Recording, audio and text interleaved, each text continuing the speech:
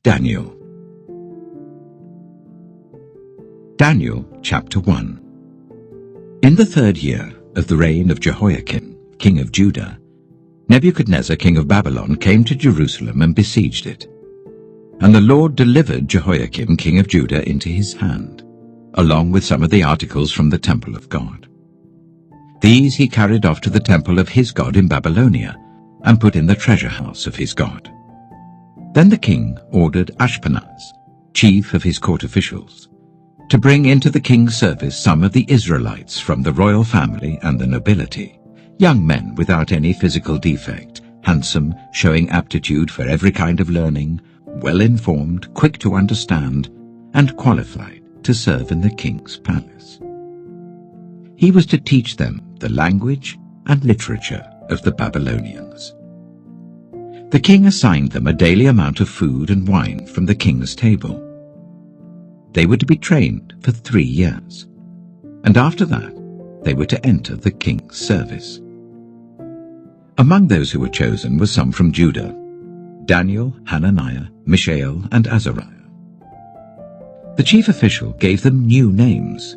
To Daniel, the name Belteshazzar; to Hananiah, Shadrach; to Mishael, Meshach; and to Azariah, Abednego. But Daniel resolved not to defile himself with the royal food and wine, and he asked the chief official for permission not to defile himself in this way. Now God had caused the official to show favor and compassion to Daniel. But the official told Daniel, "I'm afraid of my lord the king, who has assigned your food and drink. Why should he see you looking worse than the other young men of your age? The king would then have my head because of you." Daniel then said to the guard whom the chief official had appointed over Daniel, Hananiah, Mishael, and Azariah, "Please test your servants for 10 days. Give us nothing but vegetables to eat and water to drink. Then compare our appearance with that of the young men who eat the royal food, and treat your servants in accordance with what you see." So he agreed to this and tested them for 10 days. At the end of the 10 days, they looked healthier and better nourished than any of the young men who ate the royal food. So the guard took away their choice food and the wine they were to drink, and gave them vegetables instead. To these 4 young men, God gave knowledge and understanding of all kinds of literature and learning. And Daniel could understand visions and dreams of all kinds. At the end of the time set by the king to bring them into his service, the chief official presented them to Nebuchadnezzar. The king talked with them, and he found none equal to Daniel, Hananiah, Mishael, and Azariah. So they entered the king's service. In every matter of wisdom and understanding about which the king questioned them, he found them 10 times better than all the magicians and enchanters in his whole kingdom. And Daniel remained there until the 1st year of King Cyrus. Daniel chapter 2. In the 2nd year of his reign, Nebuchadnezzar had dreams. His mind was troubled, and he could not sleep. So the king summoned the magicians, enchanters, sorcerers, and astrologers to tell him what he had dreamed. When they came in and stood before the king, he said to them, "I have had a dream that troubles me, and I want to know what it means." Then the astrologers answered the king, "May the king live forever. Tell your servants the dream, and we will interpret it."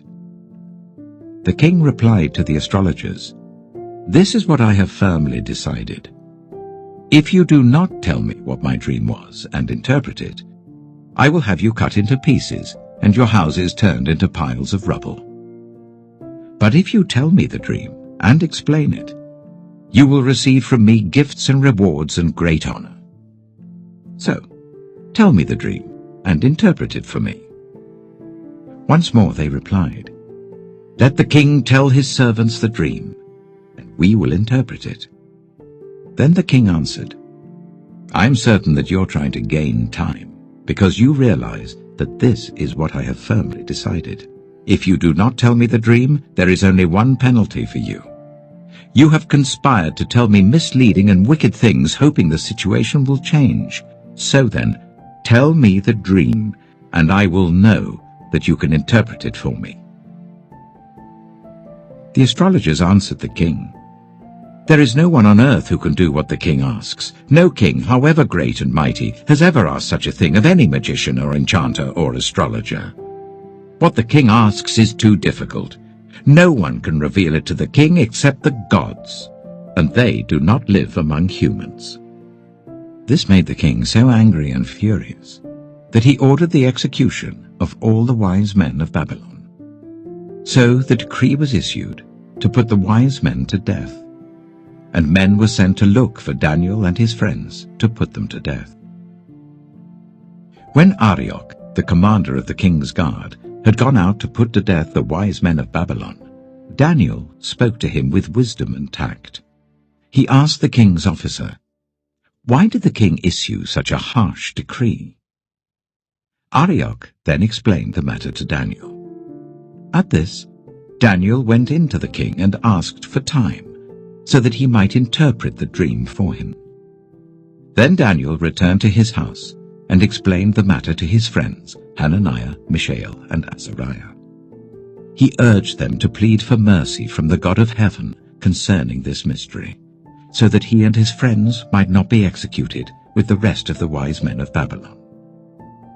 During the night, the mystery was revealed to Daniel in a vision. Then Daniel praised the God of heaven and said, "Praise be to the name of God forever and ever. Wisdom and power are his. He changes times and seasons. He deposes kings and raises up others. He gives wisdom to the wise and knowledge to the discerning. He reveals deep and hidden things. He knows what lies in darkness, and light dwells with him. I thank and praise you, God of my ancestors. You have given me wisdom and power. You have made known to me what we asked of you. You have made known to us the dream of the king." Then Daniel went to Arioch, whom the king had appointed to execute the wise men of Babylon, and said to him, "Do not execute the wise men of Babylon. Take me to the king, and I will interpret his dream for him." Arioch took Daniel to the king at once and said, "I have found a man among the exiles from Judah who can tell the king what his dream means." The king asked Daniel, also called Belteshazzar, "Are you able to tell me what I saw in my dream and interpret it?"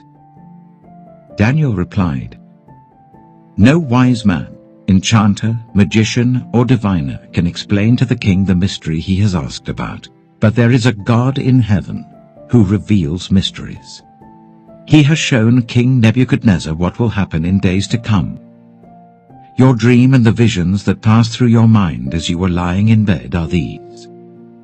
As your majesty was lying there, your mind turned to things to come, and the revealer of mysteries showed you what is going to happen. As for me, this mystery has been revealed to me, not because I have greater wisdom than anyone else alive, but so that your majesty may know the interpretation, and that you may understand what went through your mind." Your majesty looked, and there before you stood a large statue, an enormous, dazzling statue, awesome in appearance. The head of the statue was made of pure gold, its chest and arms of silver, its belly and thighs of bronze, its legs of iron, its feet partly of iron and partly of baked clay. While you were watching, a rock was cut out, but not by human hands.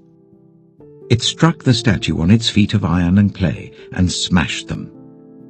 Then the iron, the clay, the bronze, the silver, and the gold were all broken to pieces and became like chaff on a threshing floor in the summer. The wind swept them away without leaving a trace. But the rock that struck the statue became a huge mountain and filled the whole earth. This was the dream, and now we will interpret it to the king. Your Majesty, you are the King of Kings. The God of heaven has given you dominion and power and might and glory. In your hands he has placed all mankind and the beasts of the field and the birds in the sky. Wherever they live, he has made you ruler over them all. You are that head of gold. After you, another kingdom will arise, inferior to yours. Next, a third kingdom, one of bronze, will rule over the whole earth. Finally, there will be a fourth kingdom, strong as iron. For iron breaks and smashes everything, and as iron breaks things to pieces, so it will crush and break all the others. Just as you saw that the feet and toes were partly of baked clay and partly of iron, so this will be a divided kingdom. Yet it will have some of the strength of iron in it, even as you saw iron mixed with clay. As the toes were partly iron and partly clay, so this kingdom will be partly strong and partly brittle. And just as you saw the iron mixed with baked clay, so the people will be a mixture and will not remain united, any more than iron mixes with clay. In the time of those kings, the God of heaven will set up a kingdom that will never be destroyed, nor will it be left to another people. It will crush all those kingdoms and bring them to an end, but it will itself endure forever. This is the meaning of the vision of the rock cut out of a mountain, but not by human hands, a rock that broke the iron, the bronze, the clay, the silver, and the gold to pieces. The great God has shown the king what will take place in the future. The dream is true, and its interpretation is trustworthy. Then King Nebuchadnezzar fell prostrate before Daniel, and paid him honor, and ordered that an offering and incense be presented to him.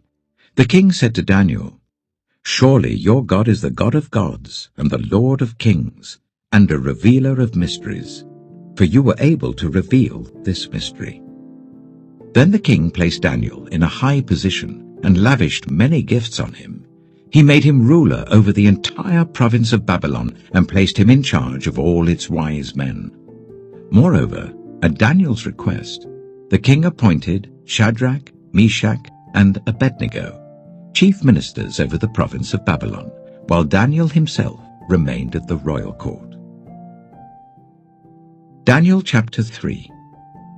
King Nebuchadnezzar made an image of gold, 60 cubits high and 6 cubits wide, and set it up on the plain of Dura in the province of Babylon. He then summoned the satraps, prefects, governors, advisers, treasurers, judges, magistrates, and all the other provincial officials to come to the dedication of the image he had set up. So the satraps, prefects, governors, advisers, treasurers, judges, magistrates, and all the other provincial officials assembled for the dedication of the image that King Nebuchadnezzar had set up, and they stood before it.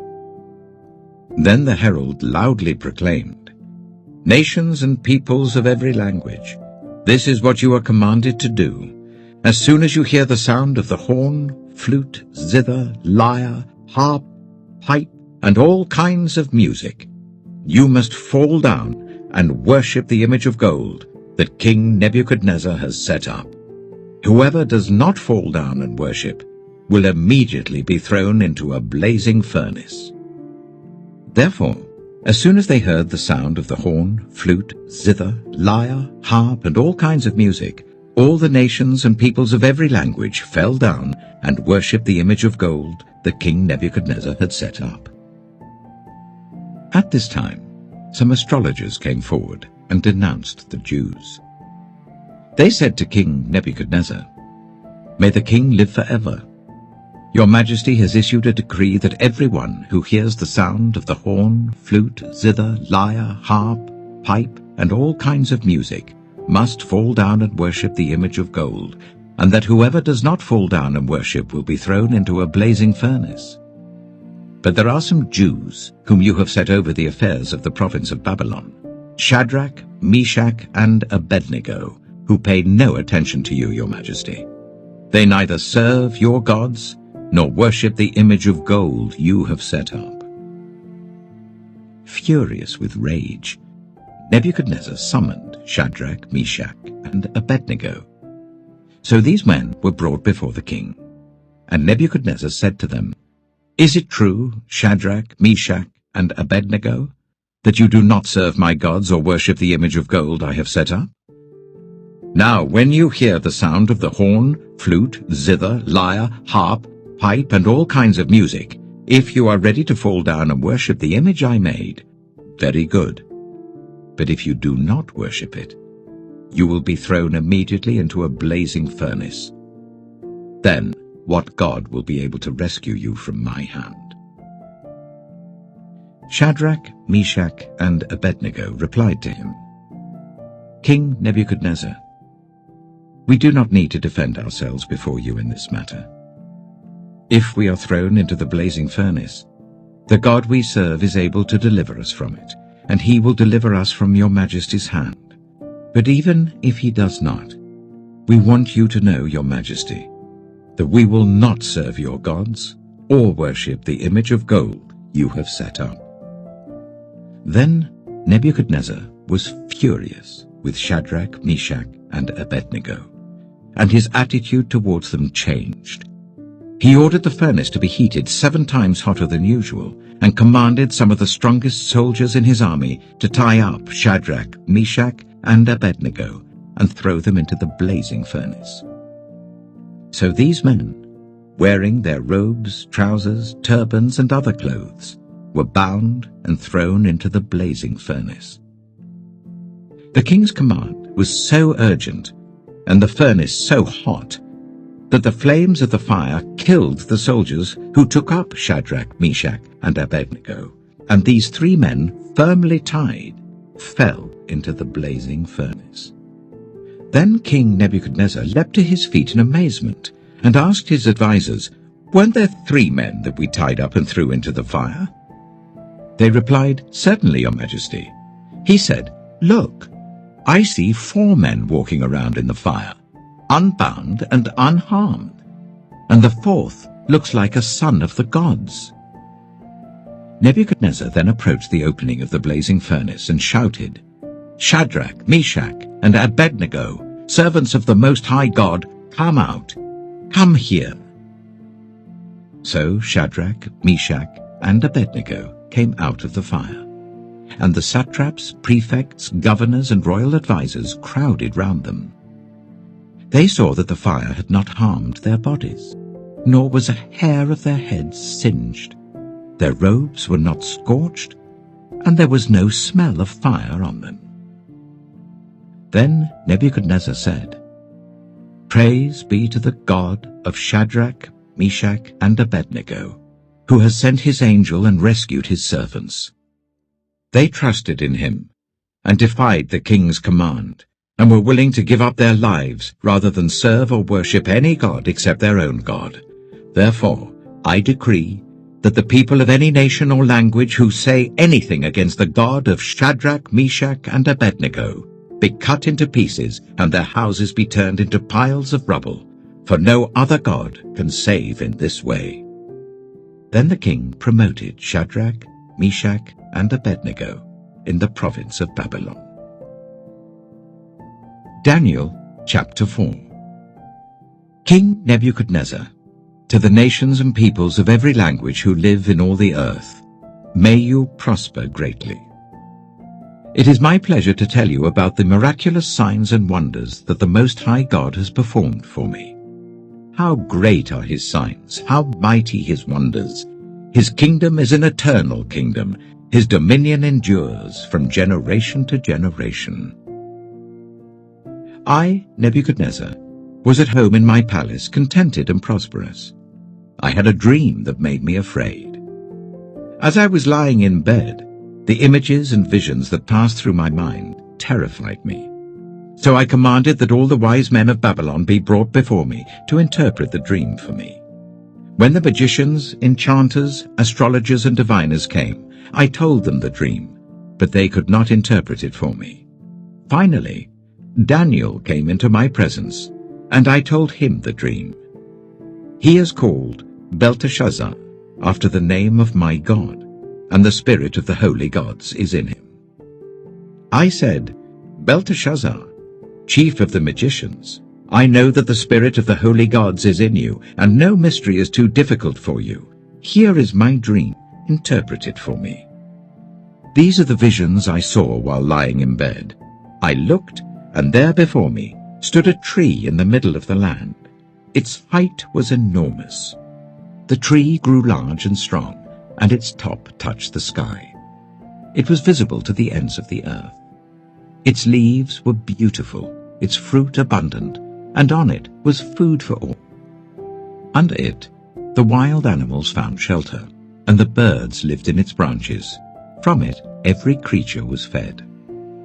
In the visions I saw while lying in bed, I looked, and there before me was a holy one, a messenger, coming down from heaven. He called in a loud voice, "Cut down the tree, and trim off its branches. Strip off its leaves and scatter its fruit. Let the animals flee from under it, and the birds from its branches. But let the stump and its roots, bound with iron and bronze, remain in the ground, in the grass of the field. Let him be drenched with the dew of heaven, and let him live with the animals among the plants of the earth. Let his mind be changed from that of a man, and let him be given the mind of an animal, till 7 times pass by for him." The decision is announced by messengers. The holy ones declare the verdict, so that the living may know that the Most High is sovereign over all kingdoms on earth, and gives them to anyone he wishes, and sets over them the lowliest of people. This is the dream that I, King Nebuchadnezzar, had. Now, Belteshazzar, tell me what it means, for none of the wise men in my kingdom can interpret it for me, but you can, because the spirit of the holy gods is in you. Then Daniel, also called Belteshazzar, was greatly perplexed for a time, and his thoughts terrified him. So the king said, "Belteshazzar, do not let the dream or its meaning alarm you." Belteshazzar answered, "My lord, if only the dream applied to your enemies and its meaning to your adversaries.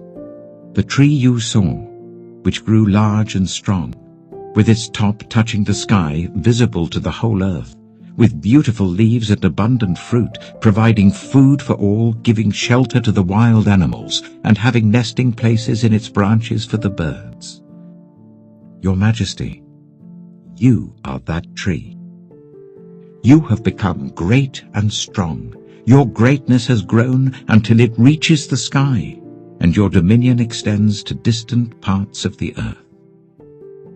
Your Majesty saw a holy one, a messenger, coming down from heaven and saying, "Cut down the tree and destroy it, but leave the stump, bound with iron and bronze, in the grass of the field, while its roots remain in the ground.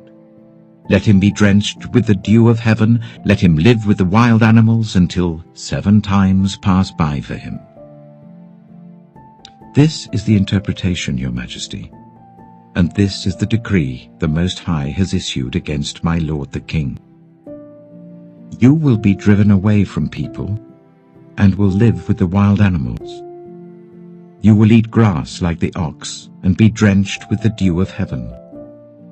7 times will pass by for you, until you acknowledge that the Most High is sovereign over all kingdoms on earth, and gives them to anyone he wishes. The command to leave the stump of the tree with its roots means that your kingdom will be restored to you when you acknowledge that heaven rules.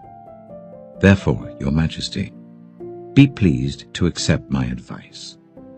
Renounce your sins by doing what is right, and your wickedness by being kind to the oppressed. It may be that then your prosperity will continue. All this happened to King Nebuchadnezzar. 12 months later, as the king was walking on the roof of the royal palace of Babylon, he said, "Is not this the great Babylon I have built as the royal residence, by my mighty power and for the glory of my majesty?" Even as the words were on his lips, a voice came from heaven. "This is what is decreed for you, King Nebuchadnezzar. Your royal authority has been taken from you. You will be driven away from people, and will live with the wild animals. You will eat grass like the ox. 7 times will pass by for you, until you acknowledge that the Most High is sovereign over all kingdoms on earth, and gives them to anyone he wishes." Immediately what had been said about Nebuchadnezzar was fulfilled. He was driven away from people and ate grass like the ox. His body was drenched with the dew of heaven until his hair grew like the feathers of an eagle and his nails like the claws of a bird.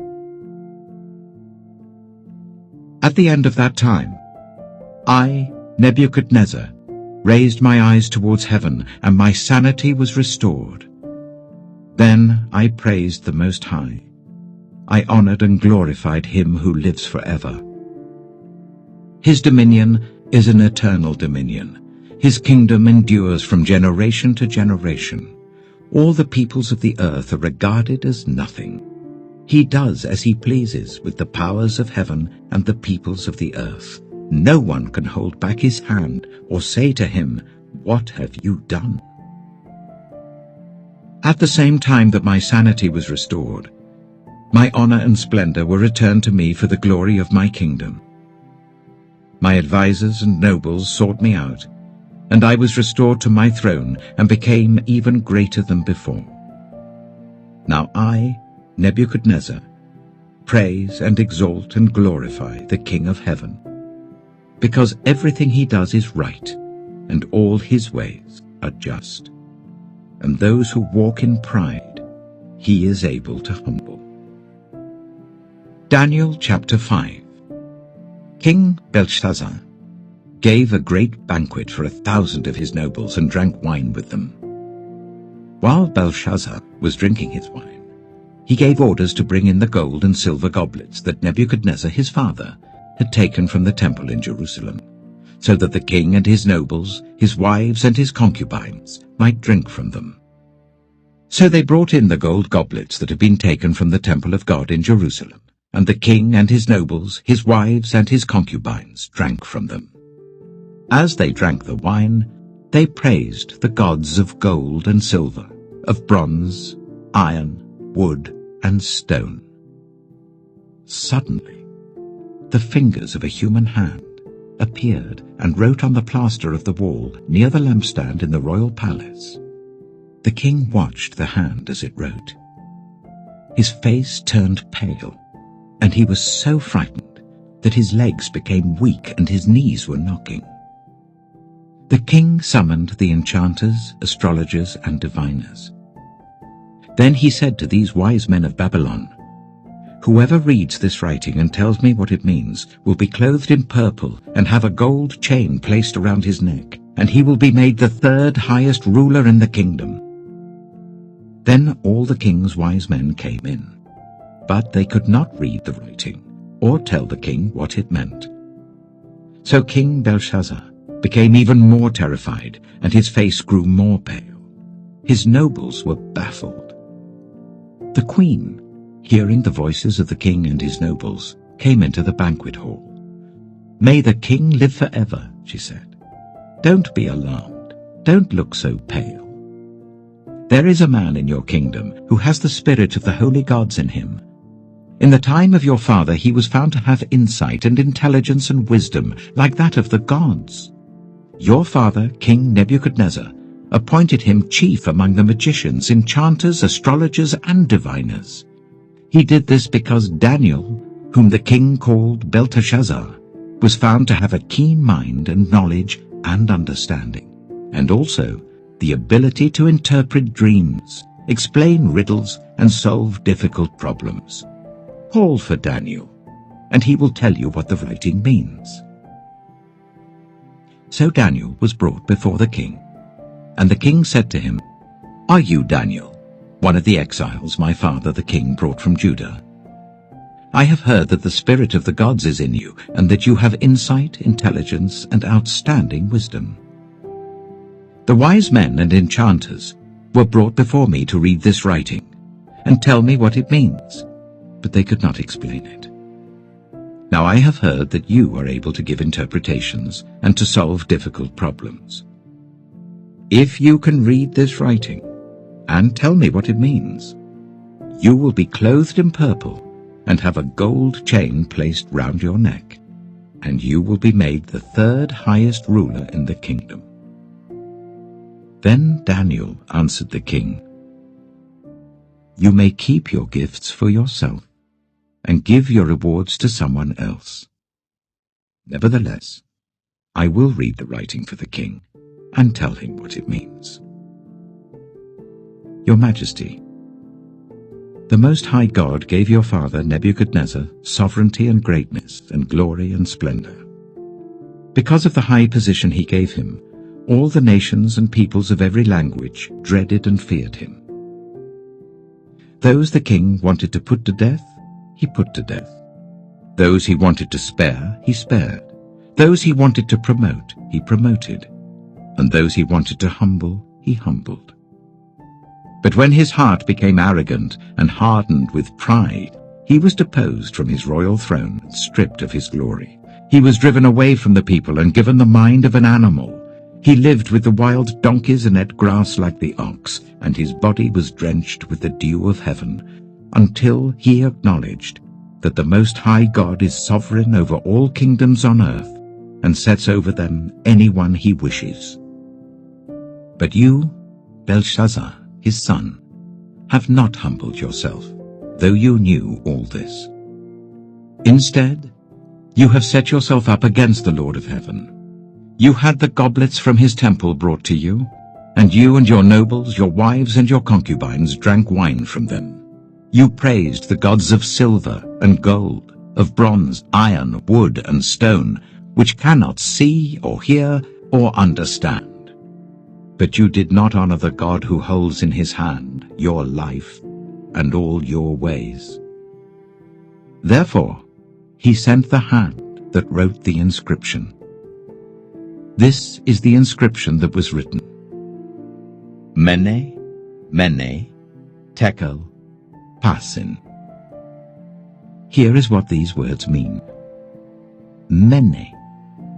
God has numbered the days of your reign and brought it to an end. Tekel. You have been weighed on the scales and found wanting. Pires. Your kingdom is divided and given to the Medes and Persians. Then, at Belshazzar's command, Daniel was clothed in purple. A gold chain was placed round his neck, and he was proclaimed the third highest ruler in the kingdom. That very night, Belshazzar, king of the Babylonians, was slain, and Darius the Mede took over the kingdom at the age of 62. Daniel chapter 6. It pleased Darius to appoint 120 satraps to rule throughout the kingdom, with 3 chief ministers over them, one of whom was Daniel. The satraps were made accountable to them, so that the king might not suffer loss. Now Daniel so distinguished himself among the chief ministers and the satraps by his exceptional qualities, that the king planned to set him over the whole kingdom. At this, the chief ministers and the satraps tried to find grounds for charges against Daniel in his conduct of government affairs, but they were unable to do so. They could find no corruption in him, because he was trustworthy and neither corrupt nor negligent. Finally, these men said, "We will never find any basis for charges against this man Daniel, unless it has something to do with the law of his God." So these chief ministers and satraps went as a group to the king and said, "May King Darius live forever. The royal ministers, prefects, satraps, advisers, and governors have all agreed that the king should issue an edict and enforce the decree that anyone who prays to any god or human being during the next 30 days, except to you, your majesty, shall be thrown into the lion's den. Now, your majesty, issue the decree and put it in writing so that it cannot be altered, in accordance with the law of the Medes and Persians, which cannot be repealed." So King Darius put the decree in writing. Now when Daniel learned that the decree had been published, he went home to his upstairs room where the windows opened towards Jerusalem, 3 times a day he got down on his knees and prayed, giving thanks to his God, just as he had done before. Then these men went as a group and found Daniel praying and asking God for help. So they went to the king and spoke to him about his royal decree. "Did you not publish a decree that during the next 30 days, anyone who prays to any god or human being except to you, your majesty, would be thrown into the lion's den?" The king answered, "The decree stands, in accordance with the law of the Medes and Persians, which cannot be repealed." Then they said to the king, "Daniel, who is one of the exiles from Judah, pays no attention to you, your majesty, or to the decree you put in writing. He still prays 3 times a day." When the king heard this, he was greatly distressed. He was determined to rescue Daniel and made every effort until sunset to save him. Then the men went as a group to King Darius and said to him, "Remember, your majesty, that according to the law of the Medes and Persians, no decree or edict that the king issues can be changed." So the king gave the order, and they brought Daniel and threw him into the lion's den. The king said to Daniel, "May your God, whom you serve continually, rescue you." A stone was brought and placed over the mouth of the den, and the king sealed it with his own signet ring and with the rings of his nobles, so that Daniel's situation might not be changed. Then the king returned to his palace and spent the night without eating and without any entertainment being brought to him, and he could not sleep. At the first light of dawn, the king got up and hurried to the lion's den. When he came near the den, he called to Daniel in an anguished voice, "Daniel, servant of the living God, has your God, whom you serve continually, been able to rescue you from the lions?" Daniel answered, "May the king live forever. My God sent his angel, and he shut the mouths of the lions. They have not hurt me, because I was found innocent in his sight. Nor have I ever done any wrong before you, your majesty." The king was overjoyed and gave orders to lift Daniel out of the den. And when Daniel was lifted from the den, no wound was found on him, because he had trusted in his God. At the king's command, the men who had falsely accused Daniel were brought in and thrown into the lion's den along with their wives and children. And before they reached the floor of the den, the lions overpowered them and crushed all their bones. Then King Darius wrote to all the nations and peoples of every language in all the earth, "May you prosper greatly. I issue a decree that in every part of my kingdom people must fear and reverence the God of Daniel.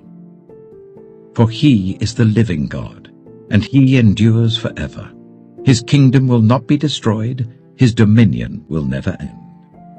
He rescues and he saves. He performs signs and wonders in the heavens and on the earth.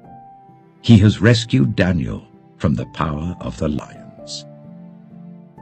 So Daniel prospered during the reign of Darius and the reign of Cyrus the Persian.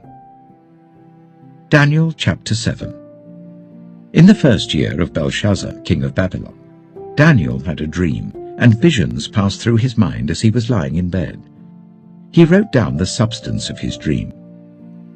Daniel said, "In my vision at night I looked, and there before me were the 4 winds of heaven churning up the great sea.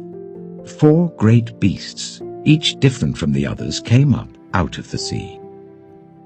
The first was like a lion, and it had the wings of an eagle. I watched until its wings were torn off, and it was lifted from the ground so that it stood on 2 feet like a human being. And the mind of a human was given to it. And there before me was a second beast, which looked like a bear. It was raised up on one of its sides, and it had 3 ribs in its mouth between its teeth. It was told, 'Get up and eat your fill of flesh.' After that, I looked, and there before me was another beast, one that looked like a leopard, and on its back it had 4 wings like those of a bird. This beast had 4 heads, and it was given authority to rule. After that, in my vision at night, I looked, and there before me was a fourth beast, terrifying and frightening and very powerful. It had large iron teeth. It crushed and devoured its victims and trampled underfoot whatever was left. It was different from all the former beasts, and it had 10 horns. While I was thinking about the horns, there before me was another horn, a little one, which came up among them, and 3 of the first horns were uprooted before it. This horn had eyes like the eyes of a human being, and a mouth that spoke boastfully. As I looked, thrones were set in place, and the Ancient of Days took his seat. His clothing was as white as snow. The hair of his head was white like wool. His throne was flaming with fire, and its wheels were all ablaze. A river of fire was flowing, coming out from before him. Thousands upon thousands attended him. 10,000 times 10,000 stood before him. The court was seated, and the books were opened. Then I continued to watch, because of the boastful words the horn was speaking. I kept looking until the beast was slain, and its body destroyed and thrown into the blazing fire. The other beasts had been stripped of their authority, but were allowed to live for a period of time. In my vision at night, I looked, and there before me was one like a son of man, coming with the clouds of heaven. He approached the Ancient of Days and was led into his presence. He was given authority, glory, and sovereign power. All nations and peoples of every language worshipped him. His dominion is an everlasting dominion that will not pass away, and his kingdom is one that will never be destroyed. I, Daniel, was troubled in spirit, and the visions that passed through my mind disturbed me. I approached one of those standing there and asked him the meaning of all this. So he told me and gave me the interpretation of these things. The 4 great beasts are 4 kings that will rise from the earth. But the holy people of the Most High will receive the kingdom and will possess it forever. Yes, forever and ever. Then I wanted to know the meaning of the 4th beast, which was different from all the others and most terrifying, with its iron teeth and bronze claws, the beast that crushed and devoured its victims and trampled underfoot whatever was left. I also wanted to know about the 10 horns on its head, and about the other horn that came up, before which 3 of them fell, the horn that looked more imposing than the others, and that had eyes and a mouth that spoke boastfully. As I watched, this horn was waging war against the holy people and defeating them, until the Ancient of Days came and pronounced judgment in favor of the holy people of the Most High, and the time came when they possessed the kingdom. He gave me this explanation. The 4th beast is a 4th kingdom that will appear on earth. It will be different from all the other kingdoms, and will devour the whole earth, trampling it down and crushing it. The 10 horns are 10 kings, who will come from this kingdom. After them another king will arise, different from the earlier ones. He will subdue 3 kings. He will speak against the Most High and oppress his holy people, and try to change the set times and the laws. The holy people will be delivered into his hands for a time, times and half a time. But the court will sit, and his power will be taken away and completely destroyed forever. Then the sovereignty, power, and greatness of all the kingdoms under heaven will be handed over to the holy people of the Most High. His kingdom will be an everlasting kingdom, and all rulers will worship and obey him. This is the end of the matter. I, Daniel, was deeply troubled by my thoughts, and my face turned pale, but I kept the matter to myself.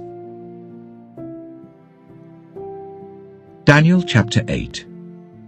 In the 3rd year of King Belshazzar's reign, I, Daniel, had a vision, after the one that had already appeared to me. In my vision I saw myself in the citadel of Susa, in the province of Elam.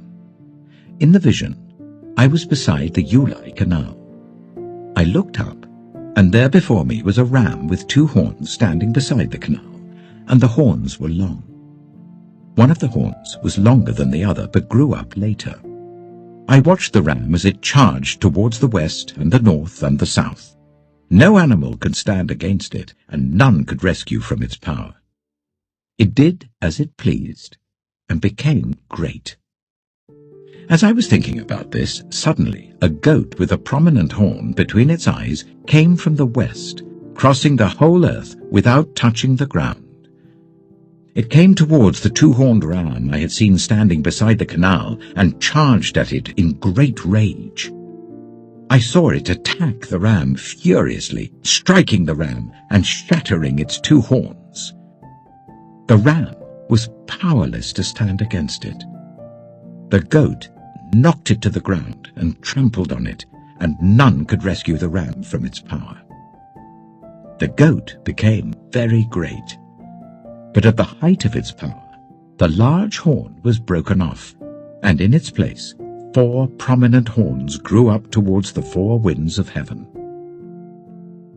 Out of one of them came another horn, which started small but grew in power to the south and to the east and towards the beautiful land. It grew until it reached the host of the heavens, and it threw some of the starry host down to the earth and trampled on them. It set itself up to be as great as the commander of the army of the Lord. It took away the daily sacrifice from the Lord, and his sanctuary was thrown down. Because of rebellion, the Lord's people and the daily sacrifice were given over to it. It prospered in everything it did, and truth was thrown to the ground. Then I heard a Holy One speaking, and another Holy One said to him, "How long will it take for the vision to be fulfilled?" The vision concerning the daily sacrifice, the rebellion that causes desolation, the surrender of the sanctuary, and the trampling underfoot of the Lord's people. He said to me, "It will take 2,300 evenings and mornings. Then the sanctuary will be reconsecrated." While I, Daniel, was watching the vision and trying to understand it, there before me stood one who looked like a man. And I heard a man's voice from the Ulai calling, "Gabriel, tell this man the meaning of the vision." As he came near the place where I was standing, I was terrified and fell prostrate. "Son of man," he said to me, "understand that the vision concerns the time of the end." While he was speaking to me, I was in a deep sleep with my face to the ground. Then he touched me and raised me to my feet. He said, "I am going to tell you what will happen later in the time of wrath, because the vision concerns the appointed time of the end. The 2-horned ram that you saw represents the kings of Media and Persia. The shaggy goat is the king of Greece, and the large horn between its eyes is the first king. The 4 horns that replace the one that was broken off represent 4 kingdoms that will emerge from his nation, but will not have the same power. In the latter part of their reign, when rebels have become completely wicked, a fierce-looking king, a master of intrigue, will arise. He will become very strong, but not by his own power. He will cause astounding devastation and will succeed in whatever he does. He will destroy those who are mighty, the holy people. He will cause deceit to prosper, and he will consider himself superior. When they feel secure, he will destroy many and take his stand against the Prince of Princes.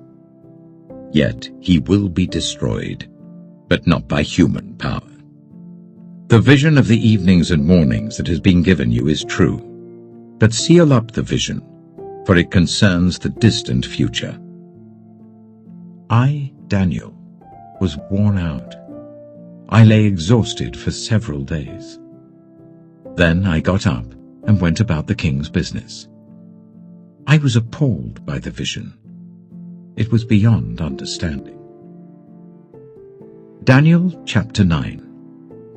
In the first year of Darius, son of Xerxes, a Mede by descent, who was made ruler over the Babylonian kingdom, in the first year of his reign, I, Daniel, understood from the Scriptures, according to the word of the Lord given to Jeremiah the prophet, that the desolation of Jerusalem would last 70 years. So I turned to the Lord God, and pleaded with him in prayer and petition, in fasting, and in sackcloth and ashes. I prayed to the Lord my God, and confessed, Lord, the great and awesome God, who keeps his covenant of love with those who love him and keep his commandments, we have sinned and done wrong. We have been wicked and have rebelled. We have turned away from your commands and laws. We have not listened to your servants the prophets, who spoke in your name to our kings, our princes, and our ancestors, and to all the people of the land. Lord, you are righteous, but this day we are covered with shame. The people of Judah and the inhabitants of Jerusalem and all Israel, both near and far, in all the countries where you have scattered us because of our unfaithfulness to you. We and our kings, our princes and our ancestors are covered with shame, Lord, because we have sinned against you.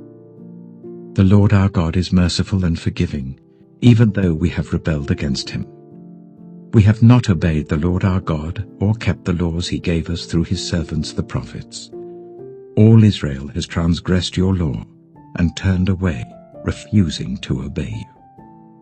Therefore, the curses and sworn judgments written in the law of Moses, the servant of God, have been poured out on us because we have sinned against you. You have fulfilled the words spoken against us and against our rulers by bringing on us great disaster. Under the whole heaven, nothing has ever been done like what has been done to Jerusalem. Just as it is written in the law of Moses, all this disaster has come on us. Yet we have not sought the favor of the Lord our God by turning from our sins and giving attention to your truth. The Lord did not hesitate to bring the disaster on us, for the Lord our God is righteous in everything he does, yet we have not obeyed him. Now, Lord our God, who brought your people out of Egypt with a mighty hand, and who made for yourself a name that endures to this day, we have sinned. We have done wrong.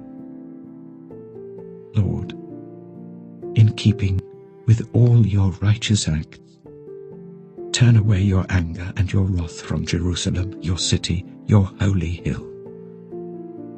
Our sins and the iniquities of our ancestors have made Jerusalem and your people an object of scorn to all those around us. Now, our God, hear the prayers and petitions of your servant. For your sake, Lord, look with favor on your desolate sanctuary. Give ear, our God, and hear. Open your eyes and see the desolation of the city that bears your name. We do not make requests of you because we are righteous, but because of your great mercy. Lord, listen. Lord, forgive. Lord, hear and act. For your sake, my God, do not delay, because your city and your people bear your name. While I was speaking and praying, confessing my sin and the sin of my people Israel, and making my request to the Lord my God for his holy hill, while I was still in prayer, Gabriel, the man I had seen in the earlier vision, came to me in swift flight about the time of the evening sacrifice. He instructed me and said to me, Daniel, I have now come to give you insight and understanding. As soon as you began to pray, a word went out, which I have come to tell you. for you are highly esteemed. Therefore consider the word and understand the vision. 70 sevens are decreed for your people and your holy city, to finish transgression, to put an end to sin, to atone for wickedness, to bring in everlasting righteousness, to seal up vision and prophecy, and to anoint the most holy place. Know this and understand this. From the time the word goes out to restore and rebuild Jerusalem until the Anointed One, the ruler, comes, there will be 7 sevens and 62 sevens. It will be rebuilt with streets and a trench, but in times of trouble. After the 62 sevens, the Anointed One will be put to death and will have nothing. The people of the ruler who will come will destroy the city and the sanctuary. The end will come like a flood. War will continue until the end, and desolations have been decreed. He will confirm a covenant with many for 1 7. In the middle of the 7, he will put an end to sacrifice and offering, and at the temple he will set up an abomination that causes desolation, until the end that is decreed is poured out on him. Daniel chapter 10. In the 3rd year of Cyrus, king of Persia, a revelation was given to Daniel, who was called Belteshazzar. Its message was true, and it concerned a great war. The understanding of the message came to him in a vision. At that time, I, Daniel, mourned for 3 weeks. I ate no choice food, no meat or wine touched my lips, and I used no lotions at all until the 3 weeks were over. On the 24th day of the 1st month, as I was standing on the bank of the great river, the Tigris, I looked up, and there before me was a man dressed in linen, with a belt of fine gold from Uphaz round his waist. His body was like topaz, his face like lightning, his eyes like flaming torches, his arms and legs like the gleam of burnished bronze, and his voice like the sound of a multitude. I, Daniel, was the only one who saw the vision. Those who were with me did not see it, but such terror overwhelmed them that they fled and hid themselves. So I was left alone, gazing at this great vision. I had no strength left, my face turned deathly pale, and I was helpless. Then I heard him speaking, and as I listened to him, I fell into a deep sleep, my face to the ground. A hand touched me and set me trembling on my hands and knees. He said, Daniel, you who are highly esteemed, consider carefully the words I am about to speak to you, and stand up, for I have now been sent to you. And when he said this to me, I stood up, trembling. Then he continued, Do not be afraid, Daniel. Since the first day that you set your mind to gain understanding and to humble yourself before your God, your words were heard, and I have come in response to them. But the prince of the Persian kingdom resisted me 21 days. Then Michael, one of the chief princes, came to help me, because I was detained there with the king of Persia. Now I have come to explain to you what will happen to your people in the future, for the vision concerns a time yet to come. While he was saying this to me, I bowed with my face towards the ground and was speechless. Then one who looked like a man touched my lips, and I opened my mouth and began to speak. I said to the one standing before me, I am overcome with anguish because of the vision, my lord, and I feel very weak. How can I, your servant, talk with you, my lord? My strength is gone, and I can hardly breathe. Again, the one who looked like a man touched me and gave me strength. Do not be afraid, you who are highly esteemed, he said. Peace, be strong now. Be strong. When he spoke to me, I was strengthened, and said, Speak, my Lord, since you have given me strength. So he said, Do you know why I have come to you? Soon I will return to fight against the prince of Persia, and when I go, the prince of Greece will come. But first I will tell you what is written in the book of truth. No one supports me against them, except Michael, your prince. Daniel chapter 11. And in the first year of Darius the Mede, I took my stand to support and protect him. Now then, I tell you the truth. 3 more kings will arise in Persia, and then a 4th, who will be far richer than all the others. When he has gained power by his wealth, he will stir up everyone against the kingdom of Greece. Then a mighty king will arise, who will rule with great power and do as he pleases. After he has risen, his empire will be broken up and parceled out towards the 4 winds of heaven.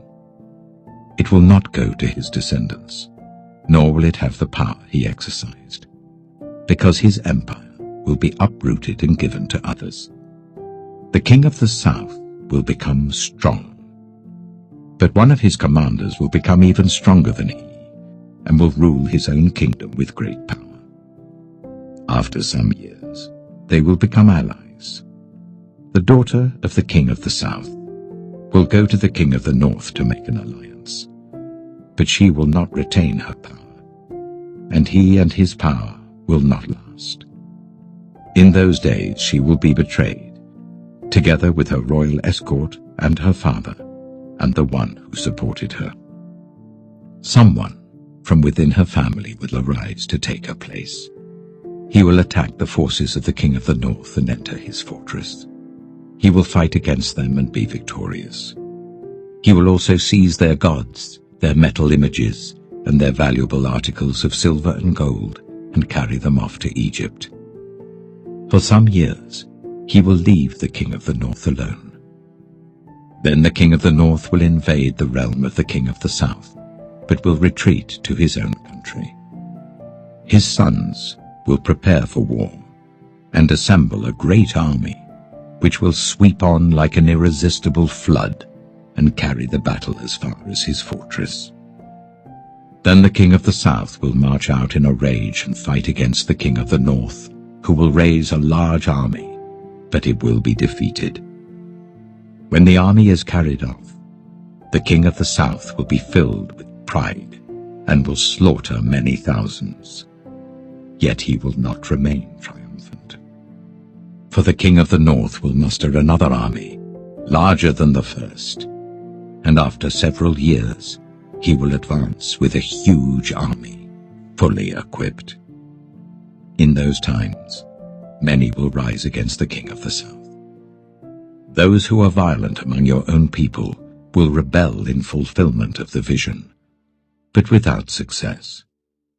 Then the king of the north will come and build up siege ramps and will capture a fortified city.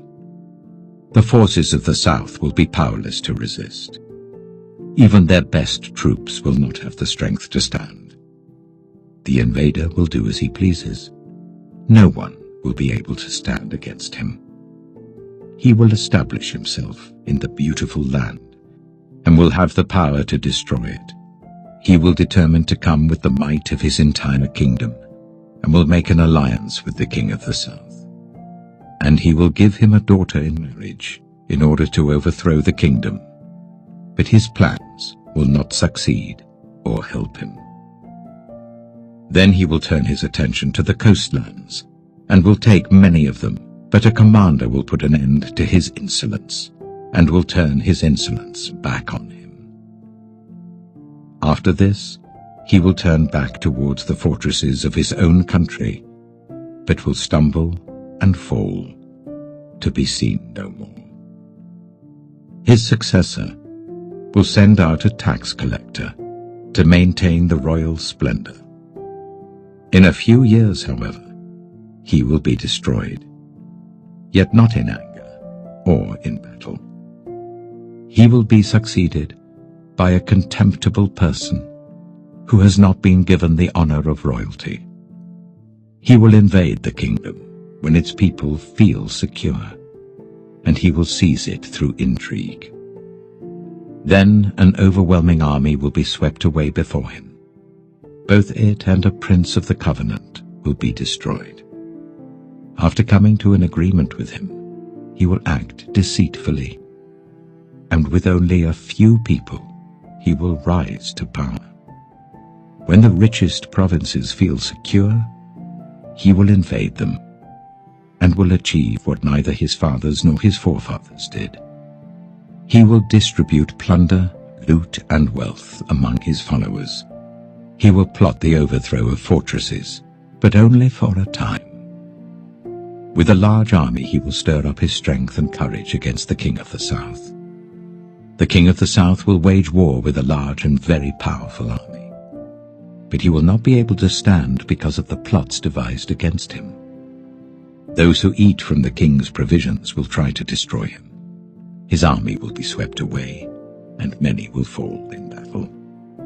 The two kings, with their hearts bent on evil, will sit at the same table and lie to each other, but to no avail, because an end will still come at the appointed time. The king of the north will return to his own country with great wealth, but his heart will be set against the holy covenant. He will take action against it, and then return to his own country. At the appointed time, he will invade the south again, but this time the outcome will be different from what it was before. Ships of the western coastlands will oppose him, and he will lose heart. Then he will turn back and vent his fury against the holy covenant. He will return and show favor to those who forsake the holy covenant. His armed forces will rise up to desecrate the temple fortress and will abolish the daily sacrifice. Then they will set up the abomination that causes desolation. With flattery, he will corrupt those who have violated the covenant, but the people who know their God will firmly resist him. Those who are wise will instruct many, though for a time they will fall by the sword, or be burned or captured or plundered. When they fall, they will receive a little help, and many who are not sincere will join them.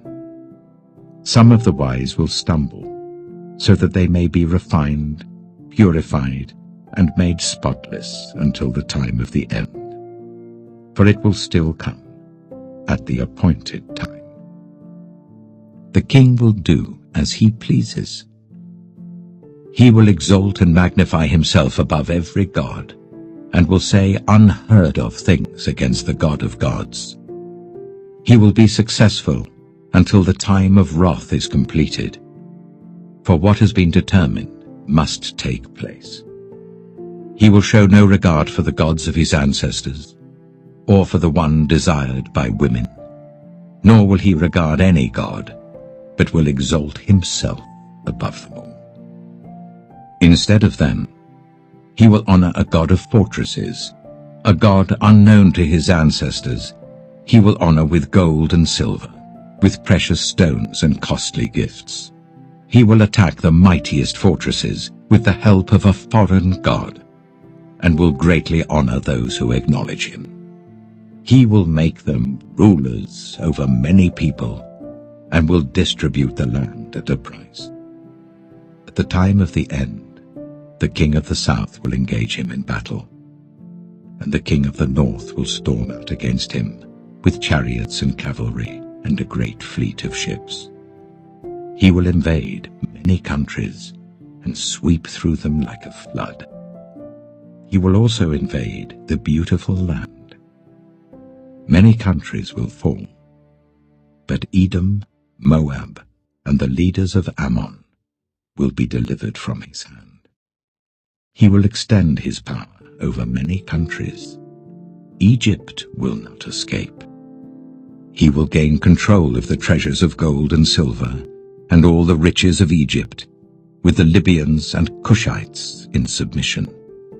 But reports from the east and the north will alarm him, and he will set out in a great rage to destroy and annihilate many.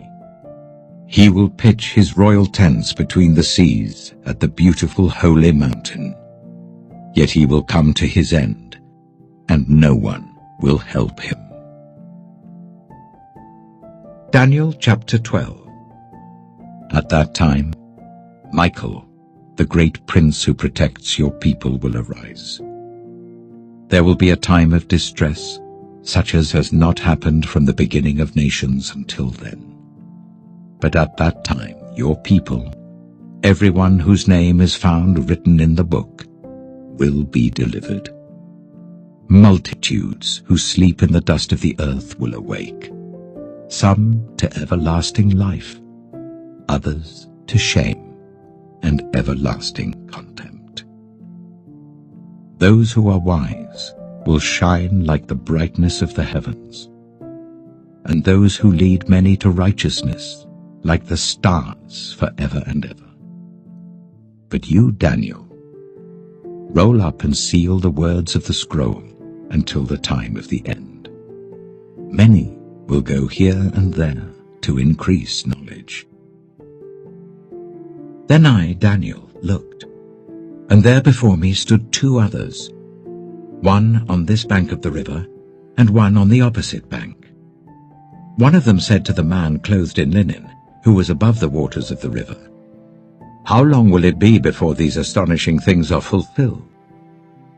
The man clothed in linen, who was above the waters of the river, lifted his right hand and his left hand towards heaven. And I heard him swear by him who lives forever, saying, "It will be for a time, times, and half a time, when the power of the holy people has been finally broken. All these things will be completed." I heard, but I did not understand. So I asked, "My Lord, what will the outcome of all this be?" He replied, "Go your way, Daniel, because the words are rolled up and sealed until the time of the end. Many will be purified, made spotless and refined, but the wicked will continue to be wicked. None of the wicked will understand, but those who are wise will understand. From the time that the daily sacrifice is abolished, and the abomination that causes desolation is set up, there will be 1,290 days.